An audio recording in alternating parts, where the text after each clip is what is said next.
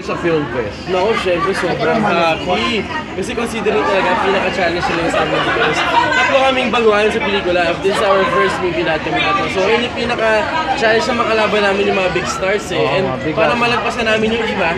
And kahit first din na time na hindi mag-shake natin doon, happy matching yung finale. So ang ganda ng response ng tao. So very happy. Ito ba ang masasabi nyo yung movie nyo, no? Yung Janela. Kasi ang Philippine after nito, parang malabo ng masundan mo na ngayon dahil nga iba na, hindi, iba na yung Oo nga eh, nabasa ko ang article mo eh. Ang ganda sinulat ko, di ba? Oo, maganda. Kasi naman, kung bakit na naman, pasimula pa lang eh, katapos na. Pero syempre kasi hindi ko naman nga yung desisyon yun. Kung ako naman, ano ba magagawa ko eh? Parang bigla na lang ako naiwan sa Eric. Ito naman yun, di ba? Wala naman ako magagawa kasi desisyon na management yun eh. So ang magagawa ko na lang is maghintay ng parang something positive kasi nga itong movie namin sumali mo ba dahil dito masundan naman yung gagawin namin either dito or ma-realize nila na baka ibalik yung talent namin pero for now happy ako for them happy din ako na may ginagawa ko sa